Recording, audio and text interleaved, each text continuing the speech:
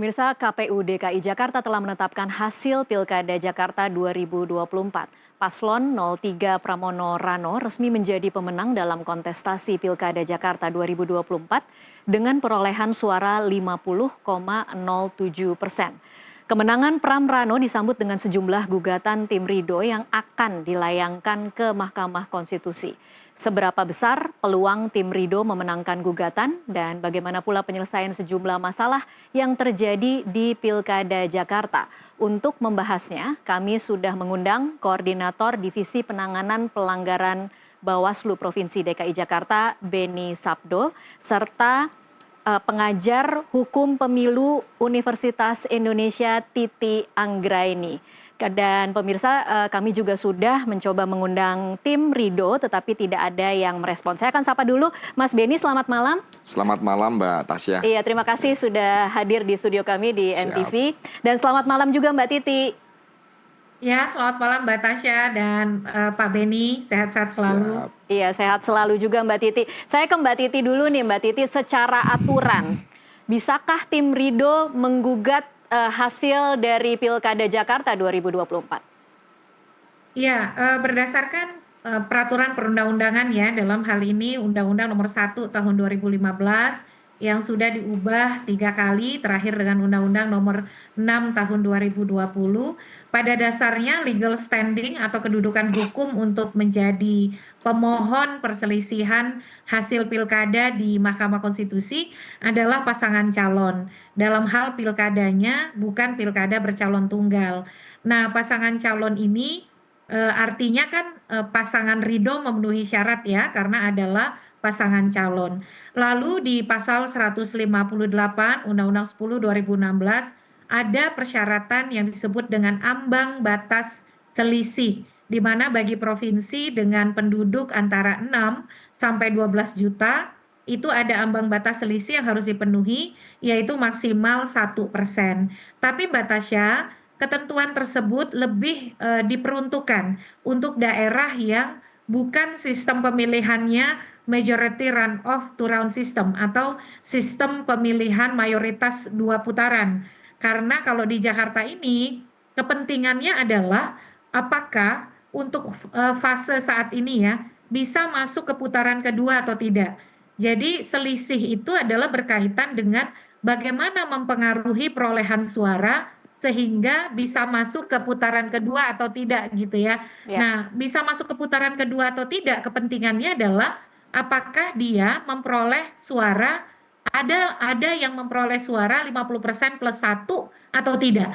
Jadi kepentingannya adalah menyatakan bahwa tidak ada yang dapat 50% plus 1. Nah, bagaimana konfigurasi perolehan suara hari ini? Pasangan Pram Rano itu mendapatkan 50,07%. Kalau dari sisi 50% plus 1 memang lebih. Tetapi lebihnya itu adalah kalau bisa dikatakan 0,07. Jadi marginnya itu sebenarnya kurang dari 1% ya Mbak ya. Iya. Kalau yang 1% itu adalah kalau misalnya dia 51% lebih dan lain sebagainya.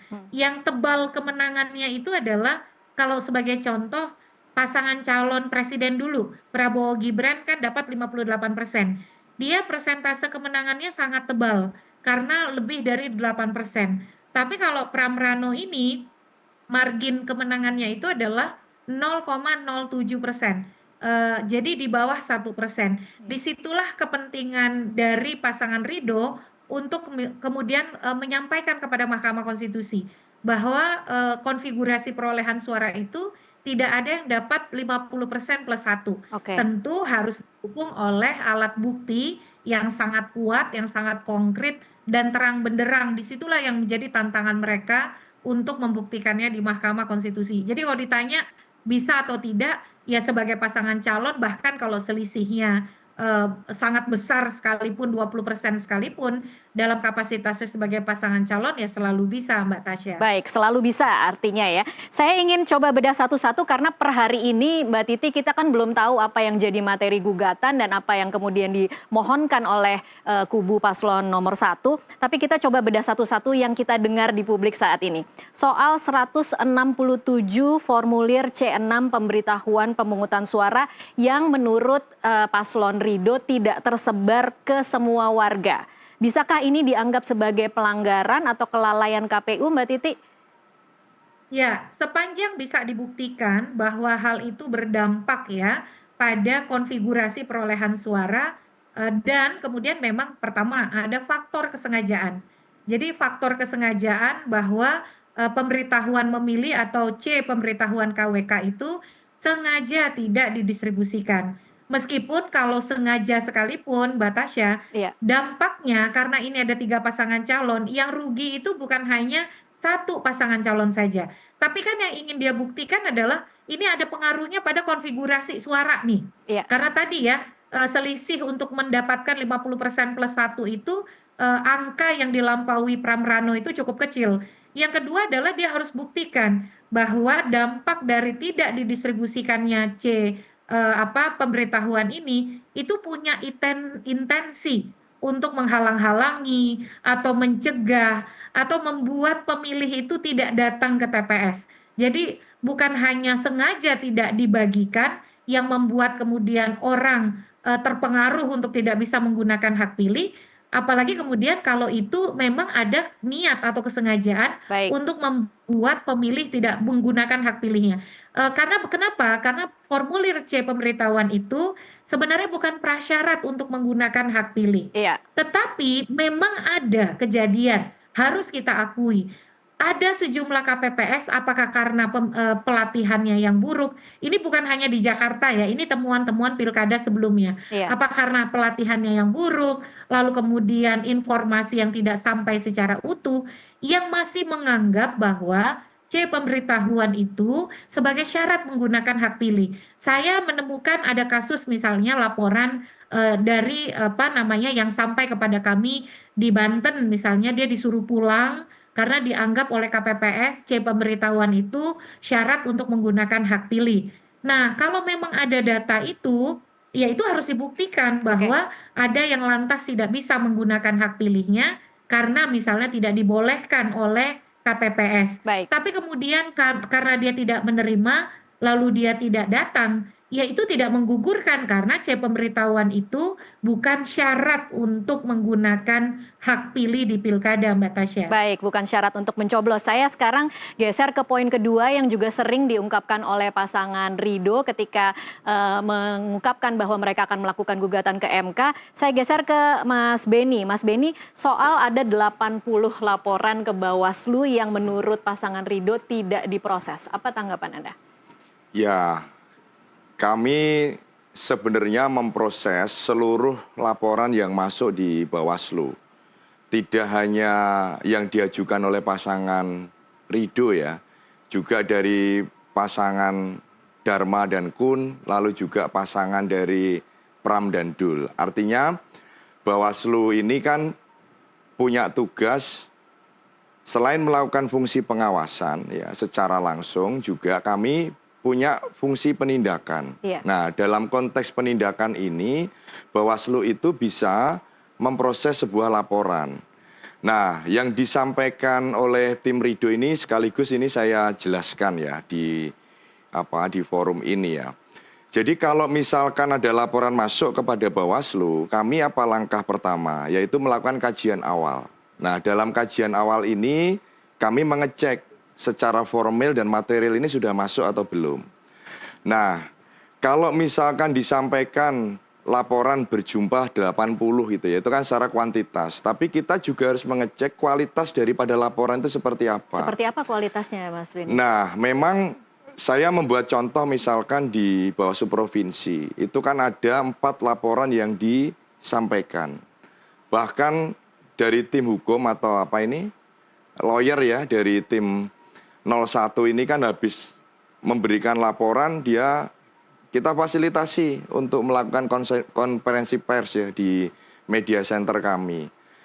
Namun yang kami lihat kan berkas gitu ya.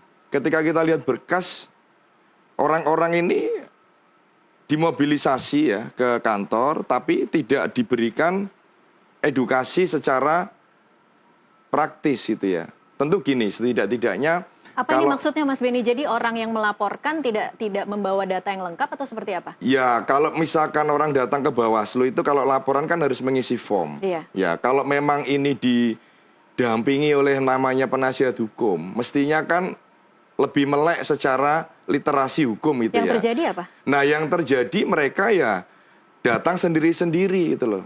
Tanpa ada misalkan setidak-tidaknya kalau ini memang diduga gitu ya, tidak mendapatkan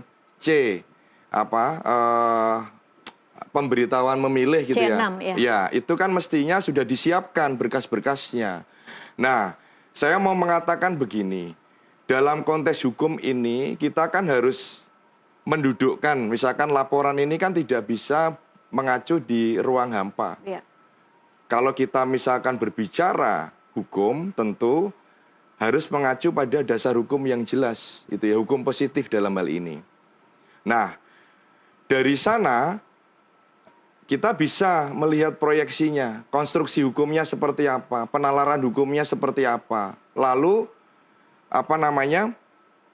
fokusnya ini di mana. Nah, sehingga itu menentukan dalilnya ini apa dan bagaimana nanti pembuktiannya. Oke, Mas Nah, Beni, kalau misalkan laporan itu yang dilaporkan misalkan terlapornya nggak jelas, ya kan, saksinya tidak ada, lalu tidak ada petunjuk atau dokumen yang mendukung dalil yang dilaporkan, kan kami tentu minta perbaikan. Nah, sayangnya ketika kami minta perbaikan secara resmi, sampai hari ini kami putuskan tidak ada perbaikan yang masuk. Jadi dari 80 laporan itu tidak ada yang kembali lagi?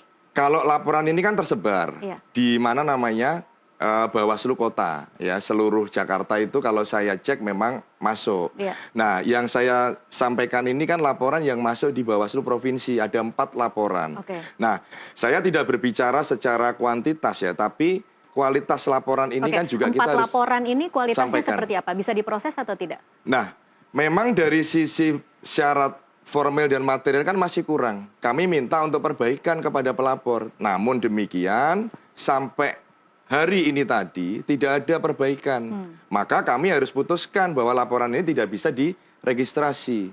Itu hukum acara yang ada. Kan kami tidak bisa misalkan menangani perkara itu suka-suka gitu ya, atau serampangan. Nah, kalau seperti itu kan nanti ada dewan etik, ya, ada dewan kehormatan yang juga memonitor kerja-kerja penyelenggara pemilu.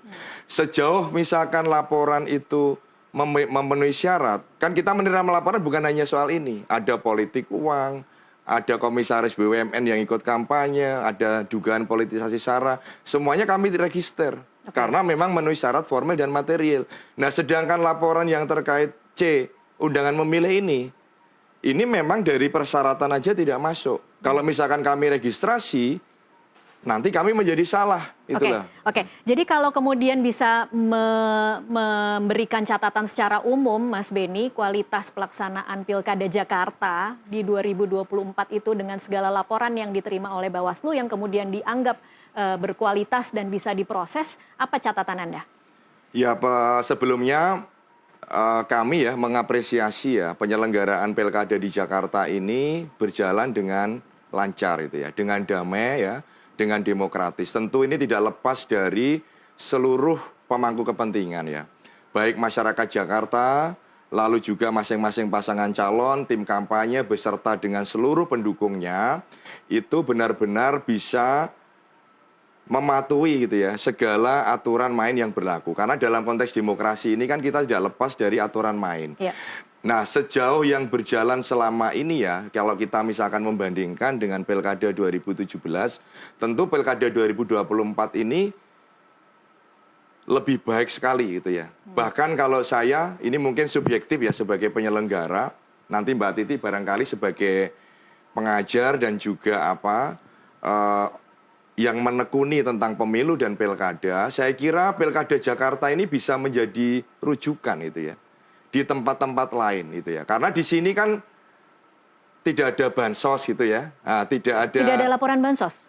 Ya laporannya ada, tapi kan istilahnya laporan lagi-lagi kualitasnya itu kan tidak memenuhi syarat. Yang kualitasnya kemudian menjadi catatan pelanggaran di Jakarta tuh apa, Mas Beni?